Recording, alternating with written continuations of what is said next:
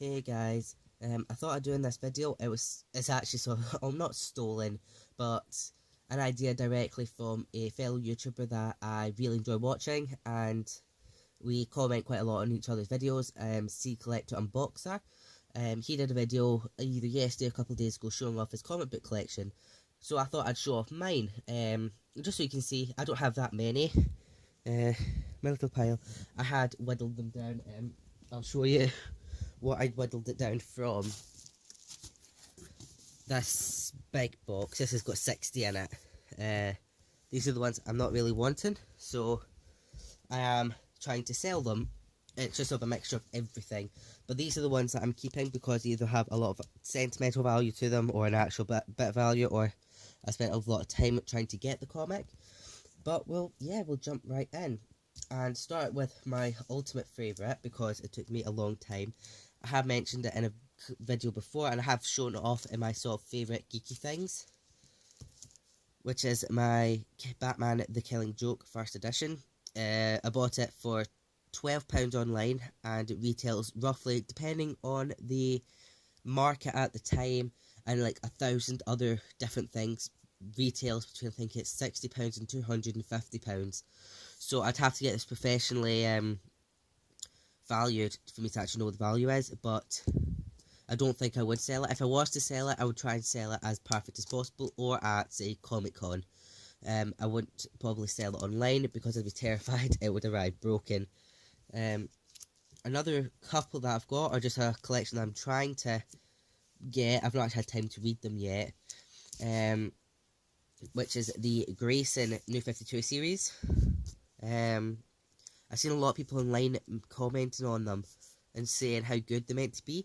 I do love the artwork, even just the artwork on the cover. Is really, really good. I'm really enjoying the artwork. So that's the first one, and that's the second one. I've only got two so far for Grayson. I don't have any more than that. Let me just quickly sort this out. I put this in this terrible order. I'll turn it over. So then that means they'll be in the same order when I lift them back up. Yeah, turn it around so I have some room. The next one is not just one. This one came with my Arkham Knight game set. I bought from Amazon.co.uk. They're doing a limited edition Arkham Knight statue set. So for £80, they gave you a big statue. I think it was a 2-foot statue, a free comic, game codes, and the game in a steelbook, which I was so happy about. I've got the statue in a box because I'm currently moving between rooms. So my mum is getting this room that I'm in at the moment, and I'm getting her room. So this room is actually the biggest room in the house, and her and my stepdad are going to move into this one. I'm moving to the top floor, and means that I can then display on my Funko Pops a lot nicer. I do love the artwork in this comic. It's very, very beautiful artwork. It's a free comic. So that's like some of the artwork.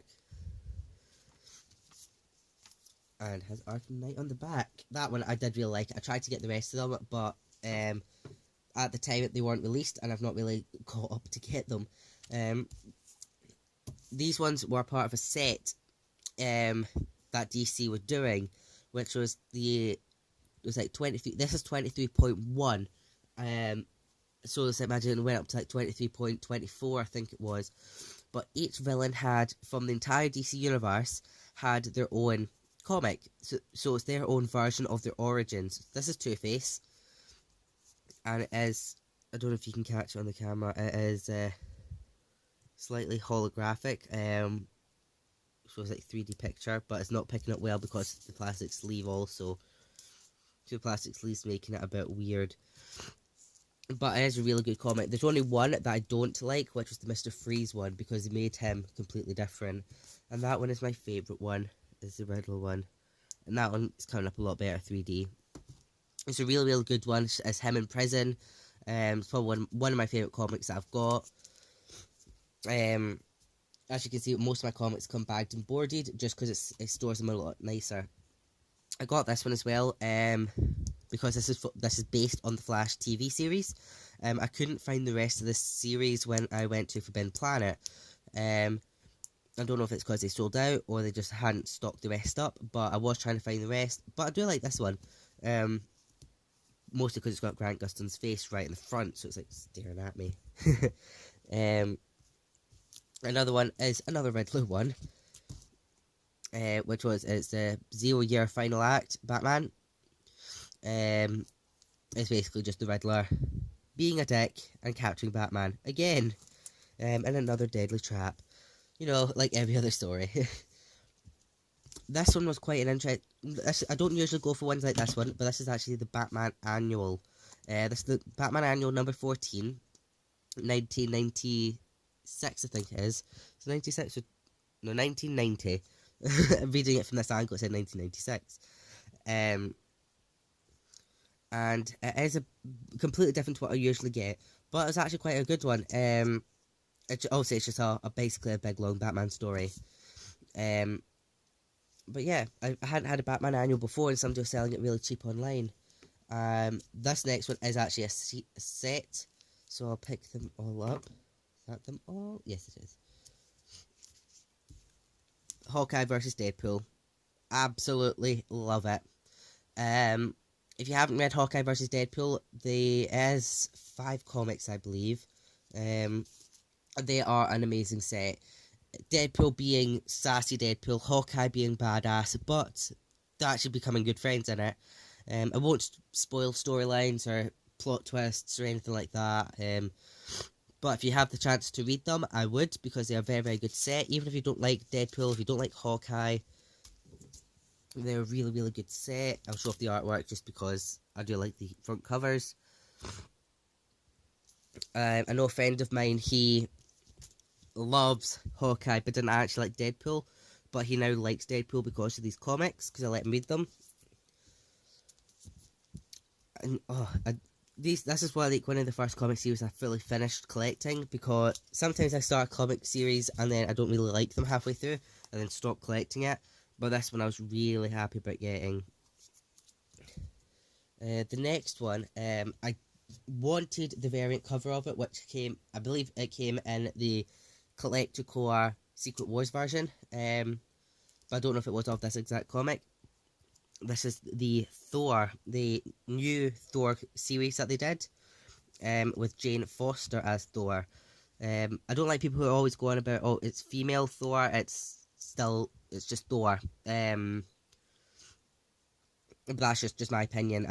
I get I can be a bit wound up when people always going about it's female Thor, but it's just Thor.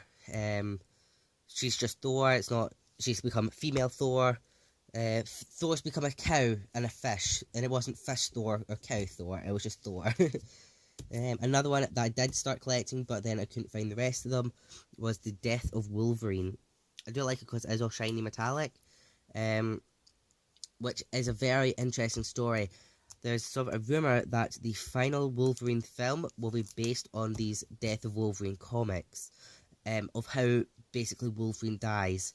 They'd announced this comic series about 2 years before they actually released it, that Wolverine was going to die. So this one has been out for a little while now. I've had this probably about a year. But they did announce it ages and ages ago, so basically so people were prepared that he was going to die, and that'll be a very interesting film if they did it. Another comic that I have, let me get them in the right order because they weren't in the order, is the Batman Arkham Knight Genesis. I need to try and finish the rest of them because I've really enjoyed these ones. These are based on the Arkham Knight game, which I'm a huge fan of, and really enjoyed the storyline to it. A lot of people didn't. A lot of people thought it was very, very either predictable or just wrong. I really liked it. The next one was a bit expensive for me to get, but I felt I sort of had to get it for the importance of it, given I've got the Killing Joke. This one I felt was a very important part to get, which was A Death in the Family. If you don't know what A Death in the Family is, it is basically the storyline that Batman fans actually voted for. This was one of the first ever comic book votes that sorry, they put into an issue of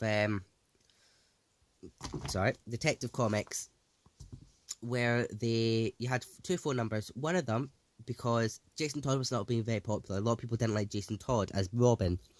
So DC put out a set, two numbers. One of them for a future storyline where Joker captures Jason Todd and gets defeated, like the Joker gets defeated, or a second number where the Joker captures Jason Todd and kills him.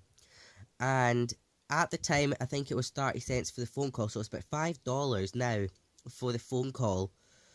And they had 30,000 phone call, like 30,000 votes, and a majority of people voted for Jason Todd to die. So this is the storyline of how Jason Todd died. And it was very, very controversial at the time of a sidekick dying quite brutally. He gets beaten to death. He gets a building falling on top of him. It's horrifying. But it was very clever how they'd done it by basically making the fans vote if he died or lived. So really, they couldn't really say, oh, well, we made a mistake. But they ended up doing that and going against it by making him come back. But it made him even better. The last one is another sort of story, because that's a 4-part story of it. This is another sort of big, thick book, which is Batman, Whatever Happened to the Caped Crusader. This is a very strange story. This is the strangest one I have, where it's Batman's funeral, and all his all his enemies, everyone turns up for his funeral, and are going on about how they killed him. So it's Catwoman going on about how she killed him, or Alfred going on about how he killed him, how everyone is saying that they were the ones that killed Batman. But it's very interesting, very confusing about just what it is, and you sort of sit back after and think, like, whoa, I really like this book. Another thing I want to talk about quickly before this video runs on a bit too long, it's already at like 12 minutes, is trades. I wanted to set up trades actually, with people, or just imagine a mystery box with some YouTubers. There's one YouTuber I really want to do one with, which is C Collector Unboxer. I really like his videos, and I do like his channel, and I know that he watches my videos quite often. And what I wanted to try and set up with either him or other Funko Pop YouTubers is like imagine mystery boxes, where we set up, make up a mystery box of, say, imagine 2, 3, 4 mystery Funko Pops, and send them off to each other and unbox them on a camera, and just to see either their reactions, like our reactions, and what we give each other, because it'd be interesting to see what sort of the thought process of what we get each other, and what type of pops, if they're all themed or if they're all different, things like that. I think it'd be really interesting. But if you are interested in doing like mystery boxes with me, then either leave a comment or private message me, because I would love to do them. Remember, you will have to actually give your address. You don't have to give your actual name. You can leave your YouTube name for the thing. So that means I can just read your YouTube name. But yeah, if you're really interested in like a mystery box with me and we do a trade, then I would love that. Yeah.